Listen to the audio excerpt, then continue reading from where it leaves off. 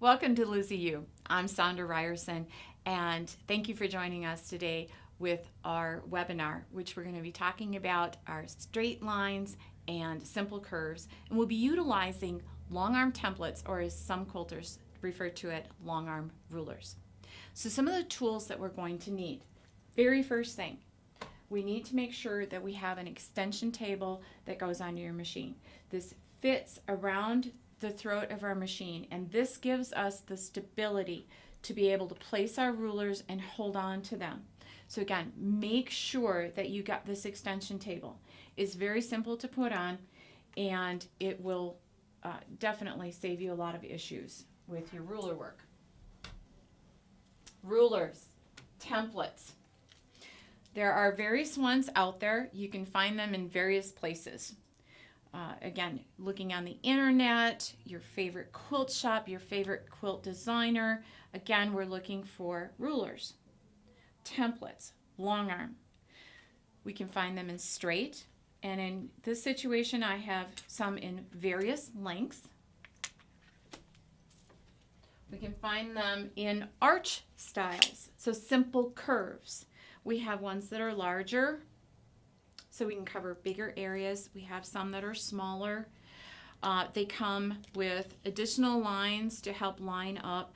They have, again, depending on the arch that you want, a higher arch, or in this case, we have a much lower arch situation. So it depends on what you want for your work. But again, various arches. We also have some wonderful ones that are considered as spines. And most of these, again, come in various sizes, as you can see, but most of them will have a deeper spine curve on one side and then a smaller spine curve on the other. So these are very helpful if you want to do some feathers and you want your spines to be very consistent across your area. So using these will help with that. The other thing that we need is thread. Now, when we're doing ruler work, especially if we're doing stitching in the ditch, we generally like to have a thread that is a finer thread so that it will bury next to the seam. We also want to make sure that we have a thread that closely matches our quilt area. So in our case here, we're going to be utilizing a high contrast thread so that it shows up for you on the camera, and it's a little thicker so that, again, you can see it better. But generally you want to make sure that you're using a thread that matches, unless you're going to use that line or that simple arch as a design element. And then again, use the thread that matches what you're going to use it for. But stitching in the ditch, generally, we try to use a thinner thread that is in a matching color to our back. We're going to need a ruler foot. The ruler foot itself, again, is different than the one that originally came with your machine. This one is 1/4 of an inch all the way around. So there's room for our ruler. So let's make sure that we match up our rulers, which should be 1/4 of an inch, okay, matching up to that foot. And as you can see, this foot is able, with the ruler, to go all the way around with that ruler, and we shouldn't have any issues. Again, as this foot hops, this is high enough, it's not going to get underneath. It shouldn't. If we're holding it stable, it's designed to stay right along the edge and not get underneath. So match the foot and the ruler together. Very, very important for our template stitching. Some other tools you might want to use are various marking devices that we have. Again, we have chalk, we have things that we can use on dark fabric, things that we can use on a lighter fabric, again, things that we can wash out, disappear. Because, again, sometimes we want to make sure that, we're hitting our marks, and are we this far away, that far away. We can put those tick marks in taking and measuring a little bit and making sure that, okay, I have 6 marks in this square, and I can line up my ruler then and my foot to make sure that I'm hitting those areas, just to give us a little bit more confidence when we're starting. One of the other things you might want to consider looking in your stash, and I know we all have a stash, and I pulled this out of mine the other day, a pre-printed fabric situation. This will be great for practicing our straight lines. So if you don't want to go and start on something that's going to be special, you can take a piece of fabric like this, and you can see that we have all these wonderful little straight lines on here. We can take our ruler and pretend that those are our seams and see how well we can stitch along there. This fabric is also really good to be able to practice our lines on. We have the lines here, nice straight area. We have a little bit of a border area here, so we could practice some simple curves or a simple spine situation in order to get going on how do we use that with our feathers. Okay, so those are some of the tools that are helpful and handy. Again, make sure you have an extension table on your machine and your ruler foot before you start going with our lines and rulers. Stitch in the ditch. What is it? Well, when we press our fabrics and our squares, generally we press our seams to one side. So on this particular border, my seam is here, and I've pressed the seam allowance to this side. So what I have then is what they call the ditch on this side. So when we look at the right side of the fabric where we'll be stitching, I've pressed, here's our seam, I've pressed the seam allowance to this side, so my ditch is over on this area. We want to try and stitch to in that ditch, that low side of the seam, partly because it's going to allow the thread to bury itself into there so it's not as noticeable. The other thing too is, do we really want to stitch right on our seam line? Well, when we do that, we run a risk of actually shredding some of the threads within our seam and in turn weakening that area, and we don't want to do that. Stitch in the ditch is very useful to be able to take and give our quilt stability. So if you have a large area, you want to keep the pattern very open. That's going to allow a lot of shifting as somebody's loving that quilt, and we want those quilts to last a long time and get a lot of love. If we can do some extra stabilization with stitching in the ditch, that's going to help keep that from doing too much moving and tearing on our seams and our fabric. It's going to give us more stability. Okay, so stitching in the ditch can be that stability, or it could be a design element. Maybe we don't want to stitch exactly in the ditch. We want to stitch a little bit out from it to highlight that particular line. That becomes then a design element, but we're still stitching along a straight seam area. So let's take a look at how we get set up for stitching. Again, we have our extension table on. We want to make sure that when we're using our ruler,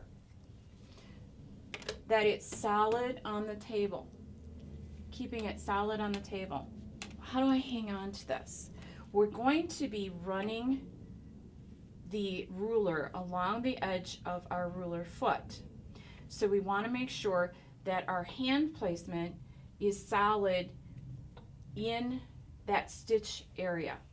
Okay, only stitching in an area the length of our hand, our position where we feel stable. If I'm way out here, I'm off the table, and my ruler now has the opportunity to tilt, and we don't want to do that. The other thing is pressure. We're trying to hold on to this thing and run our foot. We want it solid, but we don't want to stop the machine from moving, because now trying to move the machine and stitch and hanging on the ruler are fighting, and we want them to work together. One of the things too is you don't want to get your fingers too close to the edge and end up with a finger getting too close to that needle, okay? The other area is if you can keep your pinky on the outside edge of the ruler, that helps to kind of keep that stabilization of where it's gliding to, and keeping your fingers in a more parallel design. Let's take and stitch a little bit. On my quilt top here, I have basted it onto my sandwich, and we'll take and start along this border seam, this small border seam up here. Where to start? Well, this is along the edge where our binding would probably go on. So starting at the very edge and tacking probably isn't going to be seen because our binding is going to cover that. Now, if we're on the inside corner of this block area, that tends to be an area where we keep coming back to the same point. We get a lot of thread buildup. So if we can actually start a little ways away from the corner and end back a little ways away from the corner, we don't get as much thread buildup, and it's not as noticeable. But for this area, we're going to take and stitch along this ditch area. One of the other things for your machine setup is if you have a computerized system, you do want to make sure that you have disengaged the belts from your computer box. We want to be able to have as free a motion as we can have with our machine. Another feature that we would like to see utilize is the needle down. So when it stops, we have the needle down. And because as you're moving along, you again don't want to stitch past where your hands are. You want that stability. So when you stop to reposition your hands and reposition the ruler, having that needle down keeps everything in line, and we can start back up again very easily. So first things first, we have about 12 stitches per inch. Again, you go along with what your standard stitch length that you normally use is. I like to start my stitch in the ditch with small stitches, 5 or 6 in a row, and put the needle down. That's my start. Now, I'm going to make sure that my ruler is right up against the foot. I'm also looking down the ruler. Now, again, there's various size rulers. You're going to need, it's a personal preference.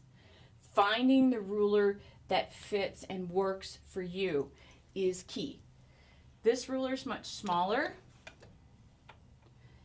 So if you feel that you don't want to try and handle and maneuver something a little bit larger, it's narrower, you're going to need to find the one that works for you.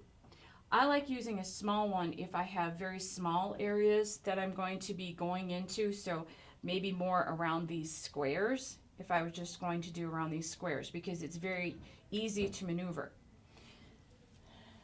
I prefer something a little bit longer for myself when I'm doing a longer border seam, because most of our seams are not perfect. They're not perfectly straight. They have some wiggles and wobbles in them. But with using a longer ruler, I'm able to see where are those wobbles, where may I need to maybe adjust just a little bit one way or another, and I look a little bit further down the ruler to see where I'm going. Now again, we want to stitch in the ditch. So you can feel on my piecing here that my seam allowance is over this way, so I want to stitch on this side of that seam. And we want to stitch slow. You need to make sure that you're keeping control of your stitching. So stitching slow. And again, start by practicing on small things, things that aren't your important quilt that you want to be showing or giving away. But get comfortable with your speed. So we'll do a little bit of a stitch in the ditch here.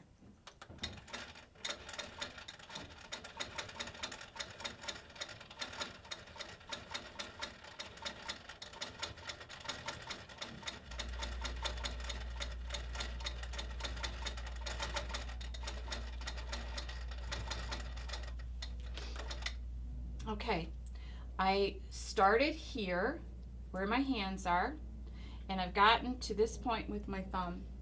I've stopped because if I start going out past my thumb, my ruler is going to wobble. So I want to make sure that I'm taking, again, and getting my ruler where it's comfortable, getting my hands positioned well, having a good grip, but again, not something that is pushing too hard so that you're fighting, pulling the machine along and stitching, and where you're holding the ruler.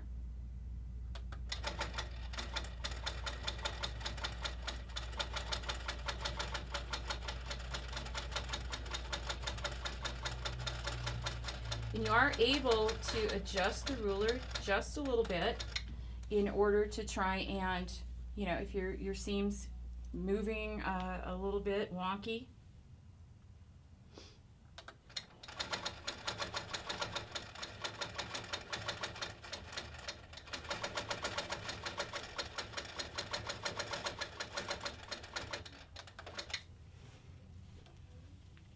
So stitching in our ditch. We have a high contrast thread. So it's pretty easy to see our blue here. If this were a matching thread situation, you're not going to notice it as much. This is also a heavier weight thread. A thinner thread would bury itself in. So try it a couple of different ways. See how to hang on to the ruler. Some of us are very talented quilters, so you can hold the ruler with either hand and move the machine with either hand, which can come in pretty handy when you're going around a block in a ditch situation. For now, we'll take and we'll pull this thread up.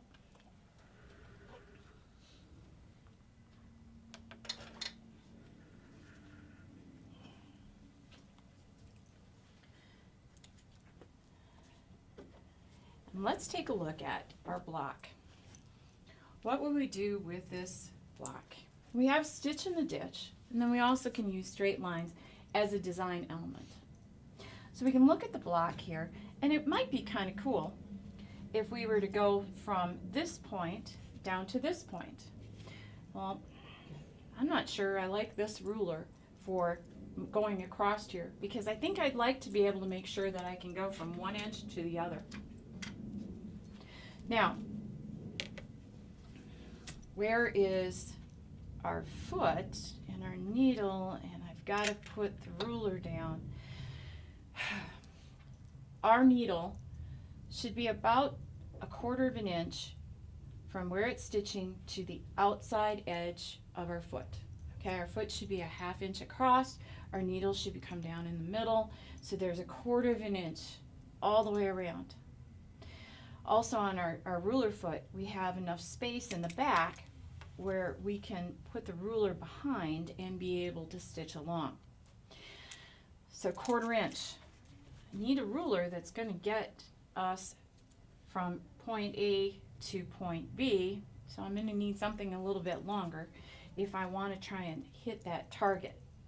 But if I don't want to hit from all the way here to here, I only want to go from here to here, then a short ruler will do us just fine. So let's see how a design element might look. In this situation, we're trying to come from a point, so we're going to need to start right in that corner, and we'll take a couple of tacking stitches here and get our needle down. Now we want our needle to ride along and hit all of our seam intersections here and end up on this point.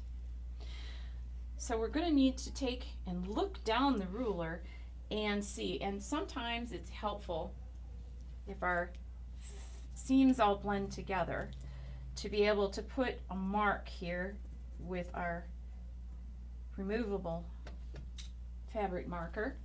So it's a little easier to see where we need to end. So if we start with our 1/4 inch rulers over, okay, we want to be hitting in the middle. We're going to be eyeballing. Does that look about like a 1/4 inch, about like a 1/4 inch, all the way down? Now again, we're going to be quilting slow. So we do have the opportunity as we get close to that area to adjust our ruler just a little bit, because sometimes we're a little wonky, but we can make it look just fine as long as we're anticipating where we're going. Again, I'm going to leave a longer ruler because that helps me keep myself looking down at where I'm going versus just I'm only going here, and then things tend to get off kilter for me a little bit faster. So let's take a look at hitting our marks here. Now, quilting in the diagonal is a little bit awkward, I guess is the word I'm looking for me, because when we're normally quilting, we tend to be going up and down, back and forth. Maybe there's some loops. We're not always going in a real diagonal direction. So that might be an area you want to practice. If you're going to do a lot of diagonal work, practice on a practice piece before you start working on your loving piece. So let's keep going on our diagonals.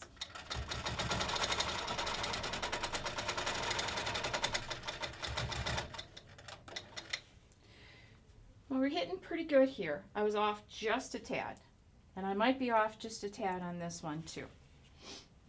Let's see. Let's keep going.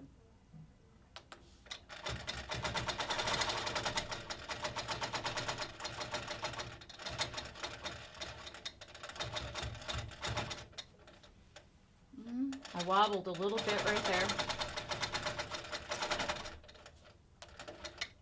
All right. Now, one thing to remember. Our ruler table takes up some space underneath our quilt area, where we normally would have been able to bring our machine all the way down to this point. With our table, we're tight up against here, so we can't go as far. So that's another thing to be able to look at and plan. So now in this area, I may have to pick out back to this intersection and move the quilt ahead, and then be able to come back and pick up from that intersection to finish to my point here. As it is right now, we're going to just pull our needle up and pull our thread up, and we'll take a look at this.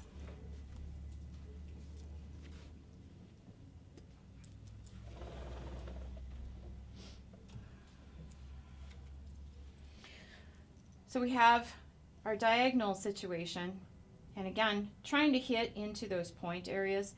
You could continue to do diagonals all the way through all of the blocks, and then go in the other direction to give us an overall grid. It would be something that we talk about as it being a design element, but it also gives a lot of stability to that particular area of the quilt. An example of utilizing a grid pattern, I have this quilt block here that I've done. It had the nice borders, and they're fairly small. So instead of trying to put some type of a design in here, I decided to just stitch in the ditch on the borders so that they have that picture frame element of design. And then applique. Appliques are great, but what do you do behind them? In this situation, I did a grid pattern of straight lines in order to accent, give that applique a reason to pop. Normally you would again outline stitch around your applique to help that pop, but putting this grid behind it helps to fill in and stabilize the back and really makes that pop out against our quilting area.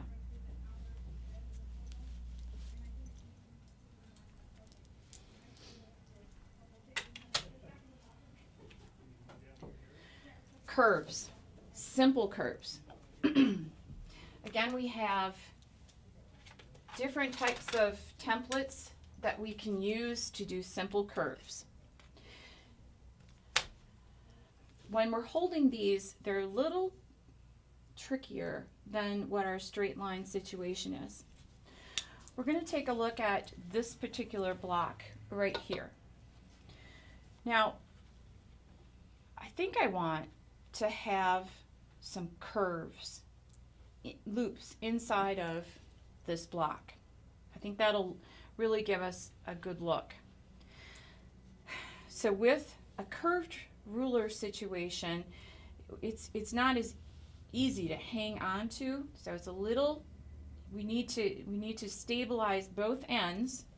Okay, so stabilizing both the ends, and in most curved ruler situations there is a center line, and we want to try and make sure, again, we need the 1/4 inch from our points of where our foot is going to land, looking at where does our center come in order to be able to line up and end up back at that 1/4 inch back at this point. So let's give this a try. We're going to start, we'll start and do from this side to make it maybe a little bit easier for our camera to capture. And I'll try and keep my hands out of the way. We want to get our threads pulled up and locked into position. Put our needle down.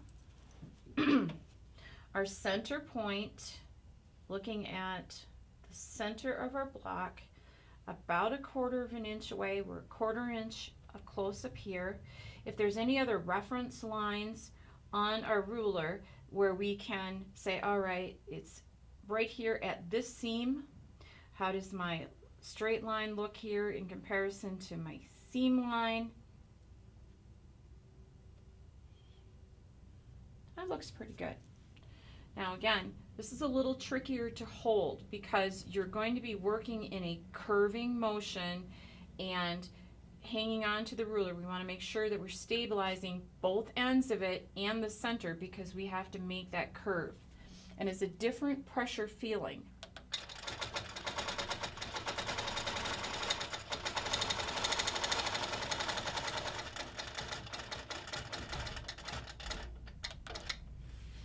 So, curve.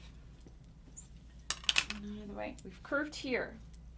Now I like the look of that. Let's keep going around the block and let's see how that looks as a design element. Again, keeping it stable at each corner, at each point here, our center, looking at our 1/4 inch here and ending at 1/4 inch here.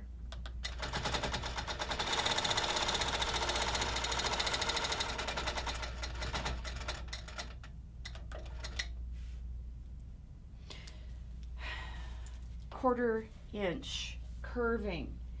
This for me, because of my being right-handed and getting my left hand on this side, is probably the trickiest part. So that's why I want you to practice, because you need to be able to turn the ruler template in various ways all the way around the foot. So this is probably the area that gives me the most trouble, is trying to hang on to it in this fashion, because I'm not real good hanging on to it with my right hand and then stitching with my left. I have a tendency to pull away from the template with the machine versus staying up tight to it.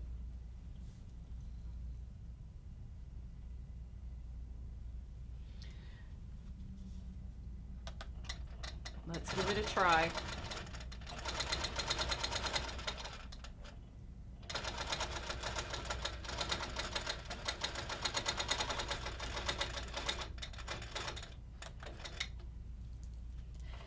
Now again, this is where we want to make sure that, you know, we've got the right foot on here, because again, we've gone from this side of the foot to the front of the foot to the other side. Now we're more in the back of the foot. And again, this one can be a little tricky too. Again, how you need to be able to hold and position yourself in order to make sure that you're going to be stable. So this one, I'm sorry for getting in the way.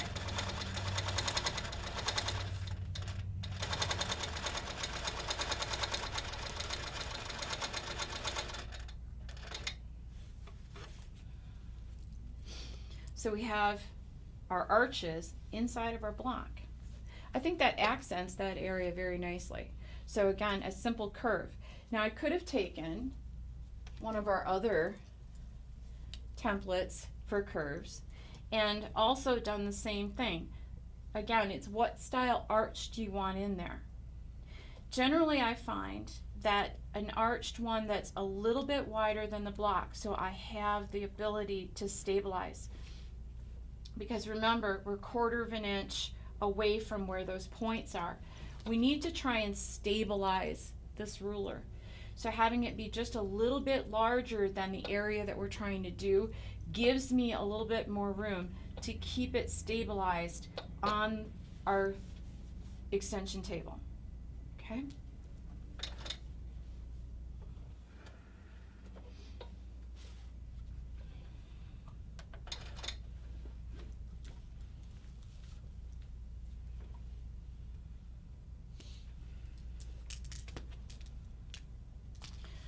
So now let's take a look at one of our spine templates here. We have a fairly wide border area here that we could work with. Now, I have options. I can do a very large curve situation, or I could do a smaller curve situation. Now, we could do the smaller one and have it, estimating, let's be pretty close to fitting into that area. This particular ruler template has an area that our foot kind of sits into as a starting and a stopping point, so that when our needle is down and I need to move this along our stitching area, I'm able to get that hooked back in and keep that same curve going. So let's give this a try and see what happens. Now, if you're not sure if this is the right template for this area, you have an option to take and kind of draw out. But remember, if you're just going to draw around the template, it's not going to be the same because you have that 1/4 of an inch. Okay, so you need to kind of take that into account. So if you want to take a look at this, you kind of have to be going a 1/4 of an inch away from our template and then stop and then bring it back and say, okay, a 1/4 of an inch from our template will be a little short. But maybe that's okay with what we want to use this for as a design. We could use a larger template that would fit in our whole area. And what I'm going to do quickly to give us just a little bit more room is I'm going to move this up again, so our extension table is going to make it past and give us a space to be able to do all that we want to. We could use this longer one and we'd be able to stop right here at our seam line if that's what we want. This will just give us a very small one simple curve. Our other one will give us a multiple situation. Now, you don't have to do it straight. You can lean this off a little bit so that your spine curve goes kind of from one area to another. It's up to you. Let's try this template. And again, our needle down, because we've got a lot of area. We need to be able to stop, move our hands. Again, this one is a little tricky too, because it's not real easy to put your pinky out there and hold on to it. We need to be able to stabilize this ruler at the curves.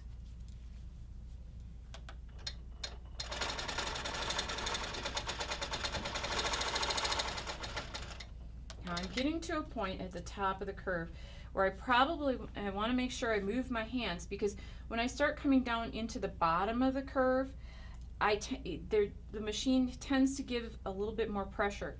Now I can turn at this point and say, you know what, I really want this curve to come back this way. So I have the ability to move my template a little bit to give me the design element that I would like.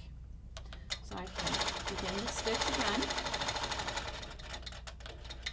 stopping and giving myself good stability.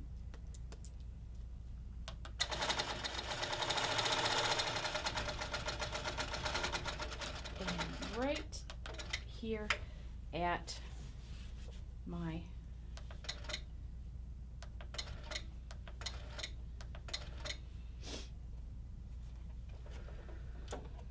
seam, and we'll pull up our threads and get this out of the way so that we can take a look at our spine. So now we have the spine element here that we can in turn take and put leaves on, use it for feathers. We could also echo it if we wanted to, just by utilizing our foot and traveling down along the edge, if you feel confident doing that freehand. Or we could move over and 1/4 of an inch.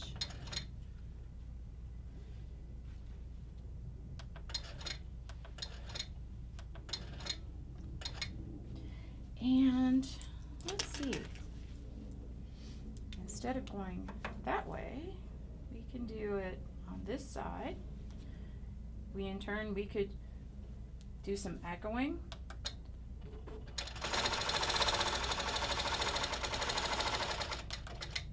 We can change this up just a little bit if we'd like.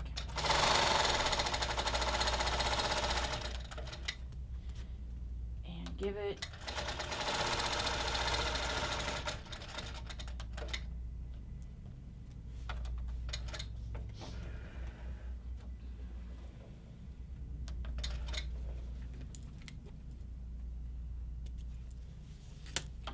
a more modern look by echoing and crossing our lines with just our simple spine. I think everybody's seen, in our blocks and that where we've done the arches like this. You can again echo that same arch if you'd like by doing your inside and then flipping your template over using the same guidelines that you did to give yourself that melon shape if you'd like to.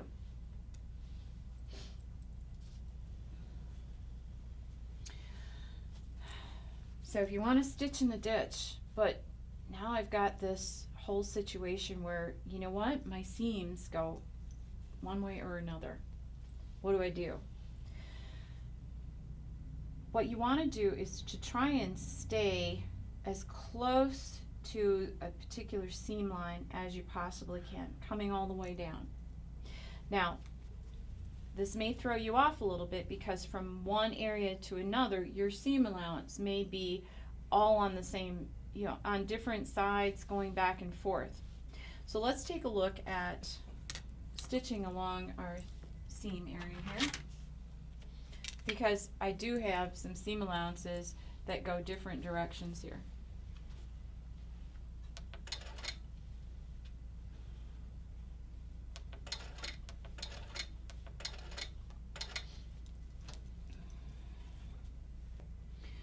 Now, because we have a blue thread on here, if we're very good at keeping right along our ditch area here, I shouldn't really see any of the blue.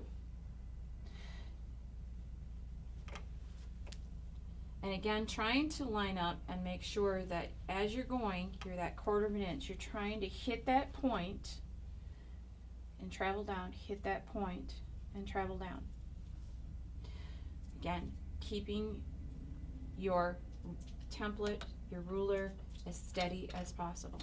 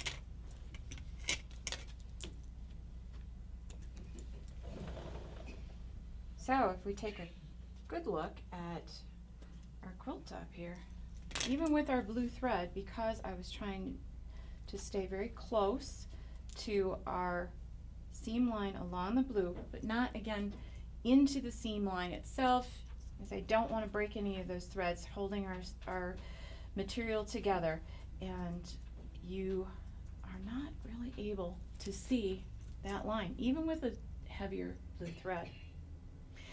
Now, while you're quilting, you need to be able to really see what's going on. In your studio, I want you to make sure that your table height, your lighting is really good for you to be able to feel comfortable holding on to your template, whether it's curved, and I feel that curved and spined ones, you tend to tense up more because they're a little bit trickier to hold on to. You want to make sure that you feel comfortable where you're holding, what you can see, and be able to follow and be able to move your machine comfortably. Making sure that, again, you're keeping that stability for your lines and your curves. Let's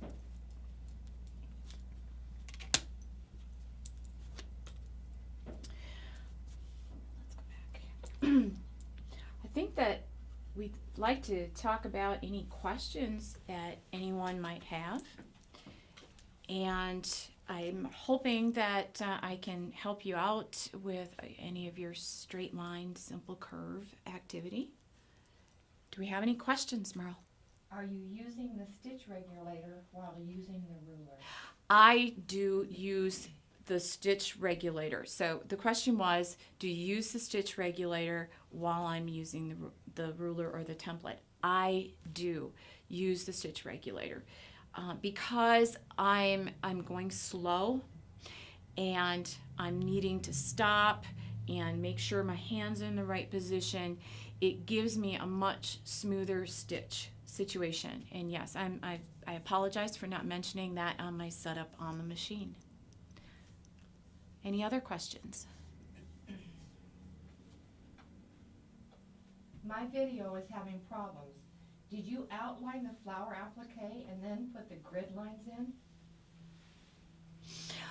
Yes.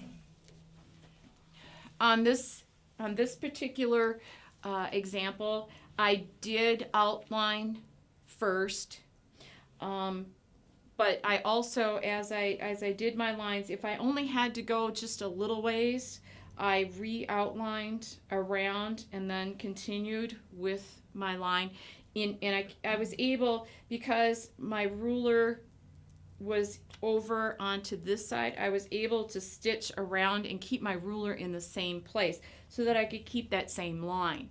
Now, what you may want to do if you're trying to make that grid work come out and you've got things in the middle where you need to start and stop is putting some tick marks at the top and the bottom so that if you need to move your ruler away to go around or stop your stitching and clip your threads and then start again, you can get that line up again. I also have a couple other examples maybe to kind of show some of the stitching that you can do. We have this one using some curves in order to accent our block area and accent our center. So being able to take a center curve and do some of that arch work. One of the things I will tell you on this too, in order to make sure that I could keep those arches evenly spaced, I did put small tick marks there in order to try and keep that on line. Okay, Merle. When you stitch in the ditch, did you say you do not stitch in the seam or beside it? Okay, the question is, do you stitch in the ditch, in the seam, or beside it? I prefer to stitch closely beside it. I don't want to damage any of the stitching that's holding my seams together.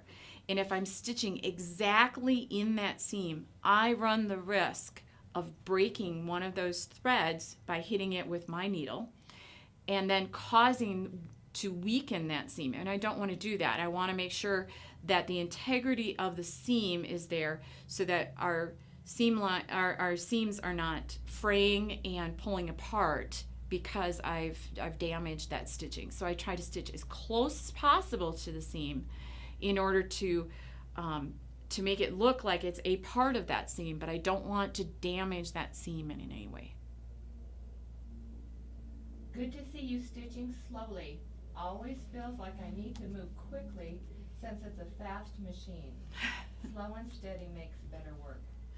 Okay, yes, slow and steady is a comment, and I really appreciate that. And I too catch myself every once in a while. I have a long straight line that I'm going to do, and I think, oh wow, let's just go.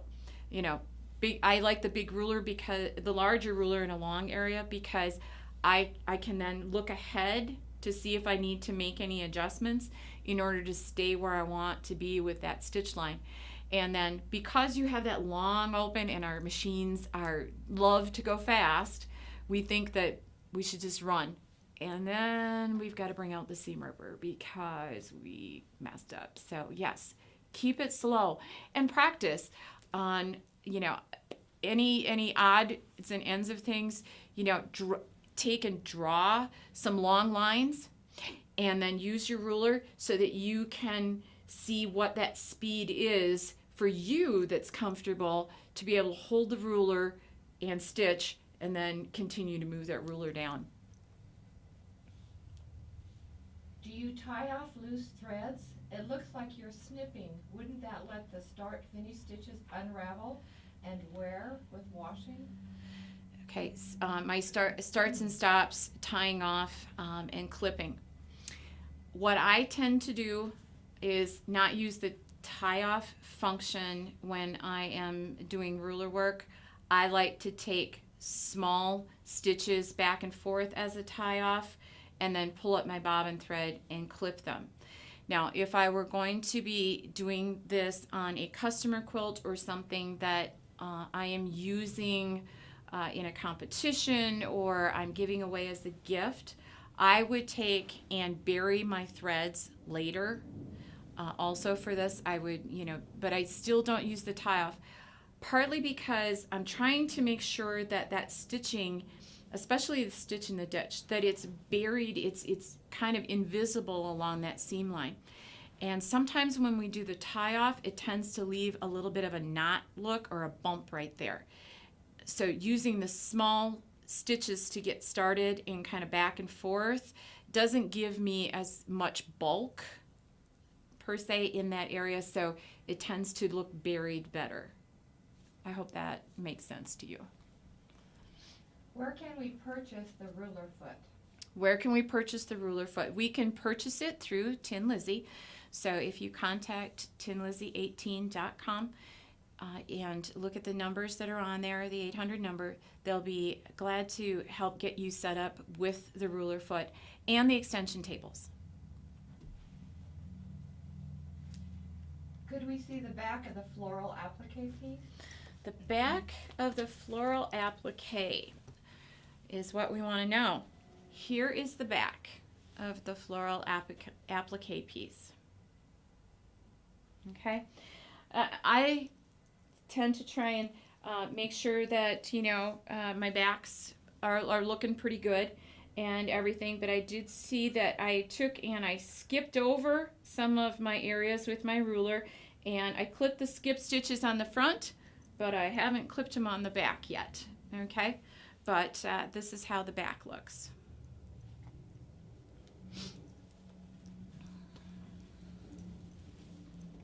How many stitches to the inch do you use for the straight and for the curves? For the straight, when we're using stitches per inch, straight versus curved. On the straight, I tend to use a 12 stitches per inch. On the curves, because I was using a pretty gentle curve on this particular example, I left it at the 12 stitches per inch.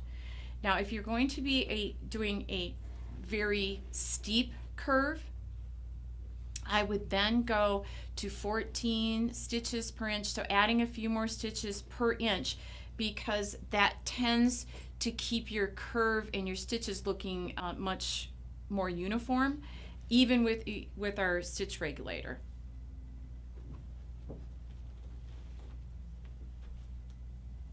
I can't see that. One of the other things, I have an example of here is just using straight lines and curves together in a piece. So just some straight lines here and some curves here. Again, if you need to contact Tin Lizzie for any of the ruler foot or the extension table, there's an 800 number. It's 1-888-784-5818.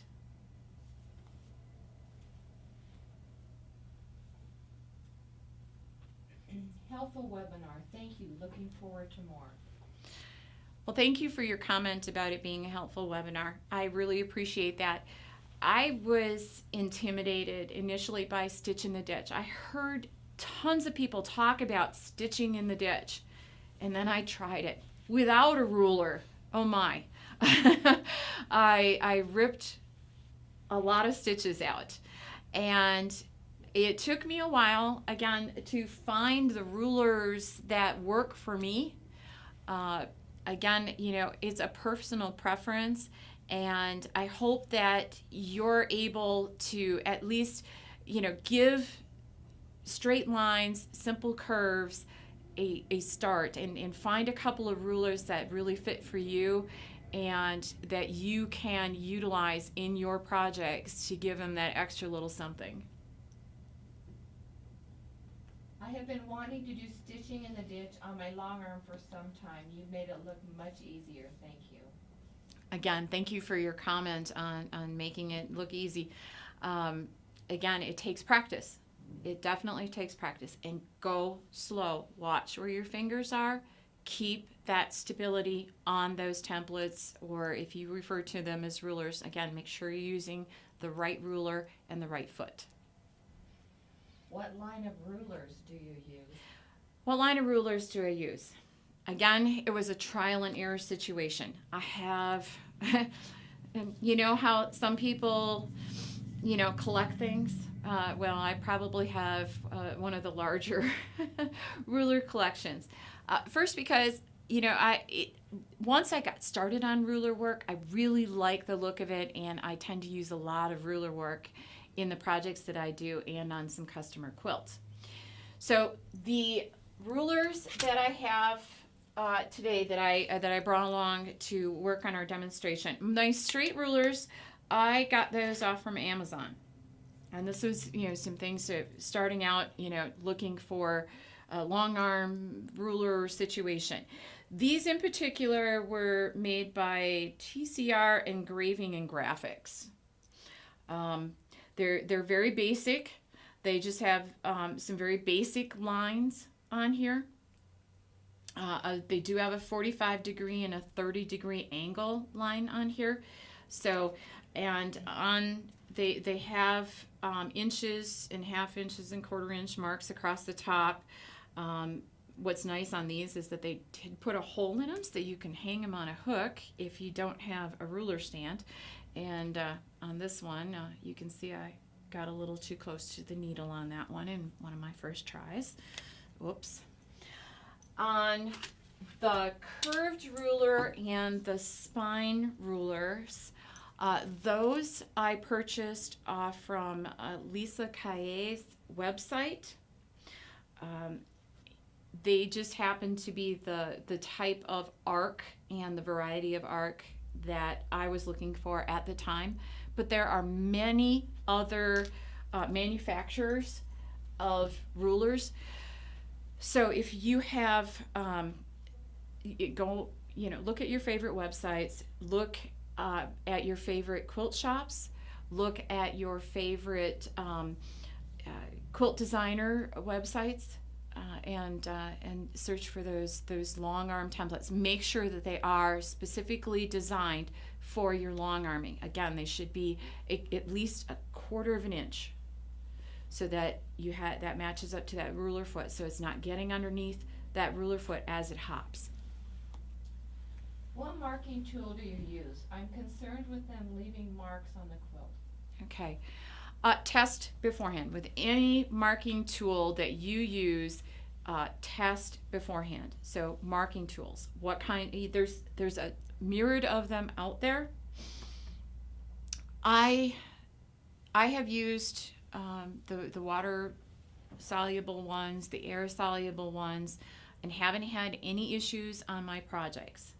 The other option that you have is to be able to use a chalk situation, which may brush out easier, so you're not putting something that you feel is more of a permanent situation. And again, you can get these in various colors of chalk. This one happens to be yellow, so it's going to show up very well on your blues and your dark tones. They have white, and they have, so there's various colors. But again, test them and see what it takes in order to get it out of your project. And for my tick marks, I try to keep them fairly small. So they're not, it's not like I'm necessarily putting a whole line on there. This would be also an area, how much line do I need? How much of a tick mark am I comfortable with? Do that on a practice piece to see how much visually do I need in order to line things up. Instead of using rulers, would you use the chalk pounce or other such marking tools? If so, will there be a webinar on that? So using something other than the templates, using a chalk pounce type situation is the question, and will there be webinars on that? I have used other marking tools, but if I'm looking for something that really helps to stay in the ditch and keep that stability, I tend to use a ruler situation. And here's a piecing situation where I would use a ruler in this. Because the piecing has very straight lines on it, I mean, I could just try and edge stitch this, but in order to make it probably appear more as if it is an applique versus a piecing situation, in order to keep those lines very straight and then be able to do some type of background fill, I would probably use the template in order to do that. If I'm using a chalked situation, to me, that's, if I go off the line, it's something that's not as critical. So stitching in the ditch is probably more of an area where I'm going to make sure that I use that. If I'm going to make arcs on my squares, and they're smaller square, so our smaller patches over here, that I may just take and freehand once I feel comfortable making those arcs. Again, I would practice so I get that muscle memory of making those arcs and being able to do them in all directions, because we tend to get stuck in where we're comfortable and then where we're not. I would, potentially do those without, but again, I'd be practicing ahead of time. But if you are somebody who wants very uniform arches, then I would stick with the template, because even if I draw around it and then stitch, I have a tendency to wobble. Thank you so much for joining us for this webinar. We appreciate your comments, and at the end of this webinar, when it's posted online, we will have additional contact information for you to be able to ask additional questions or post additional comments. Thank you for joining us here at Tin Lizzie 18, where we're committed to helping quilters of all levels realize their quilting dreams.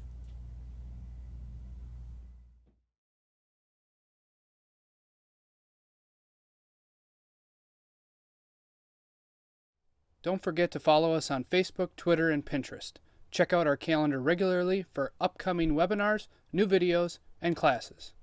Happy quilting!